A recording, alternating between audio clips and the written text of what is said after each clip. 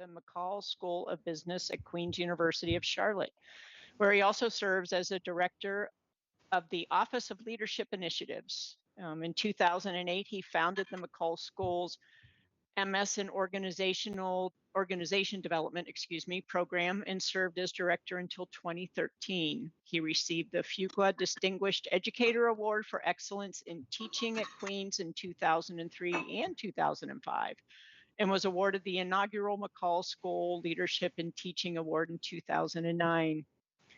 He was awarded both the McCall School Leadership and Teaching and Research Awards in 2020. He has published numerous research papers and book chapters and has appeared on several media outlets, including CBS, The Washington Post, and NPR.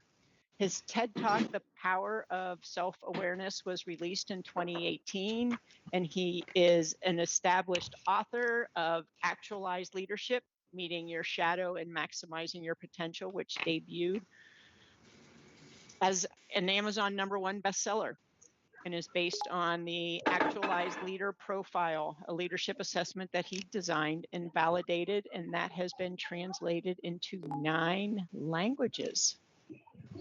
Dr. Sparks, welcome. And would you please share one piece of insider knowledge that many job seekers might not be aware of, but would find incredibly helpful in their job search? Well, thank you for that very kind introduction, Alice. Good afternoon or good morning, I guess, depending on where folks are, probably afternoon for most of us. It's an honor for me to be with you today, and I am looking forward to our just conversation and discussion. My background is technically I'm an organizational psychologist, so I have graduate degrees in that field, and so I do a fair amount of work helping individuals and organizations perform at their highest level. And so, for better or for worse, my approach is based on the work of the Swiss psychologist Carl Jung, or a Jungian approach.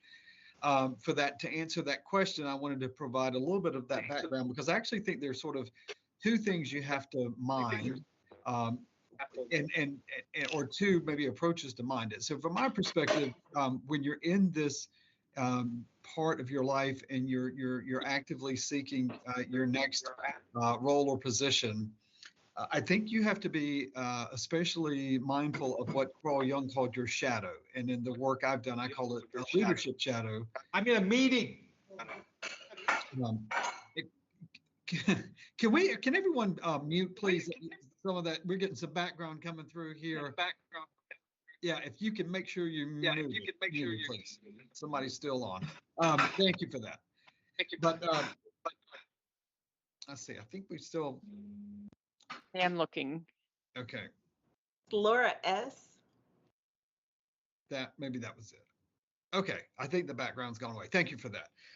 So from a Jungian perspective, you have to manage your shadow, and that's the place that we go to under stress. And this is a very stressful time. There's a lot of uncertainty, being separated, from teammates and other, maybe a view that we had of ourselves. All of those things begin to mount, and so it's very important that you are mindful of that ubiquitous element that we all share, which is the shadow. And the shadow is the sort of place that can, if we're not careful, it can take us to a dark place. That's where despair and jealousy and anxiety, anger, all of that reside. And so if you can find healthy ways to manage and process that. So that's what my caution is: be aware of the shadow and be mindful of that.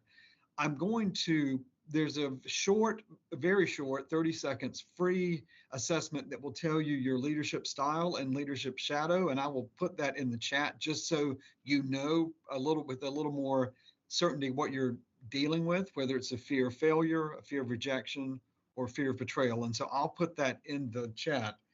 So I have 2 pieces of advice to help manage that. And the first is, as best you can, develop a routine and stay on that routine.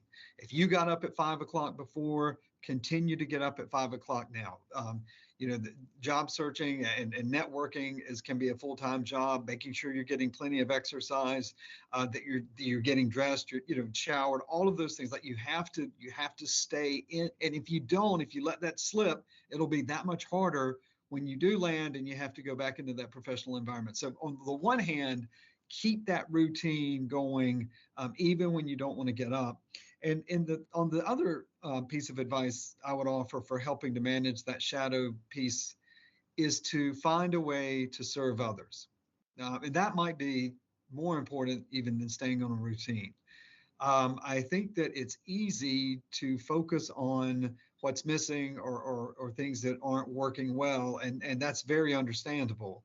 But when you look into the eyes of someone less fortunate and you can volunteer time to help and serve others in whatever capacity that may be, it goes a long, long way into helping us reframe the challenges that we have, takes a little bit of our attention away from that. And in that way, it can be extremely powerful. I think it's the best medicine out there, just to lose ourselves sometimes in the service of others. Years and years ago, I was, 30 years ago almost, I was going through a very difficult divorce living in Washington, D.C., and talked to my wise mother, who's 82 now. And but at the time, this was 30 years ago, and I was complaining about my heartbreak, and she said, what are you doing to serve others? And I said, well, I'm not doing anything. I can barely make it through the day myself. And she said, I don't want to talk to you again until you are volunteering somewhere. And that really profoundly changed my approach to this very challenging and difficult time in my life. So, two things: try to establish and maintain that routine for a physical perspective, and then look for opportunities to volunteer and serve others. So, all of that helps us manage that sort of shadow side that's always there and can keep us optimistic and forward looking, in the right sort of state for the good that is yet to come.